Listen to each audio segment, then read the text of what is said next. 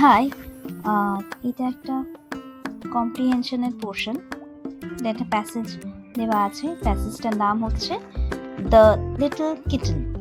এবার the little kitten, এই যে প্যাসেজটার হেডিং দেওয়া আছে, লিটল মানে হচ্ছে ছোট্ট, আর কিটেন মানে হচ্ছে বেড়ালের বাচ্চাকে বলা হয় কিটেন। ইংলিশে বেড়াল ছানাকে বলা হয় কিটেন, KITTEN,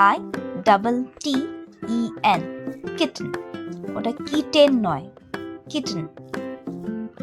যে দুটো টি আছে সে দুটো টি একটু ক্লিপড হিসেবে উচ্চারিত হবে। Maya found a little kitten outside her house. It was cold and hungry. She brought the kitten inside, gave it some milk, and wrapped it in a warm blanket. The kitten purred and fell asleep.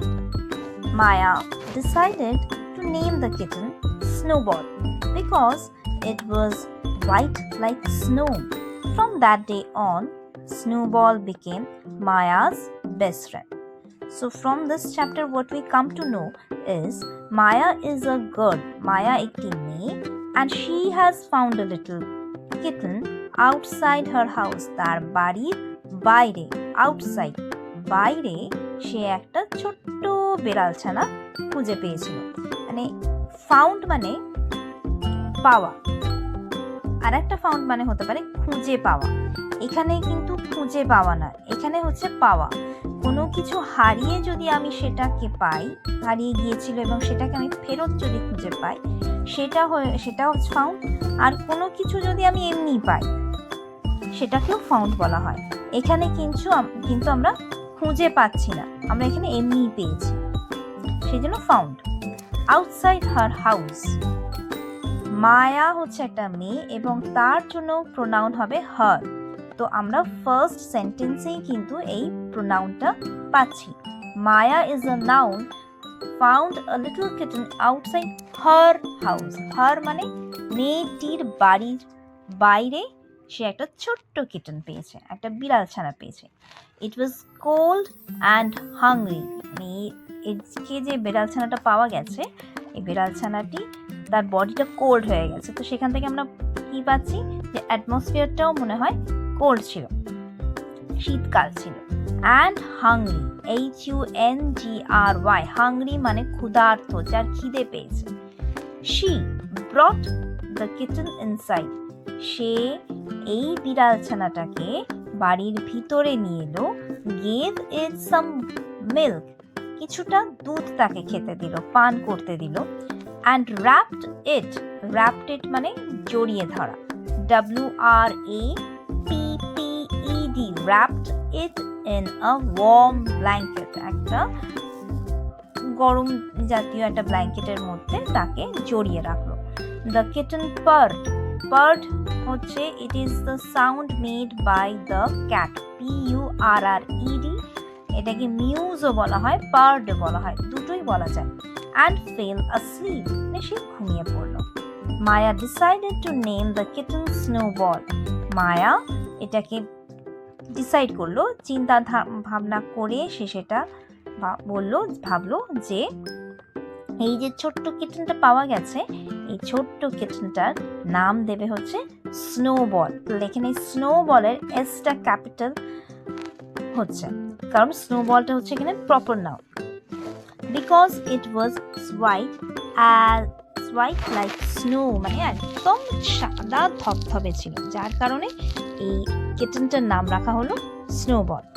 From that day on, সেই দিন থেকে, that day on, সেই দিন থেকে, যবে থেকে এই কিটেনটা মায়া পেয়েছে ঠিক তবে থেকে snowball became মায়া's best friend. Snowball মায়ার বেস্ট ফ্রেন্ড হিসেবে গণ্য করা হলো।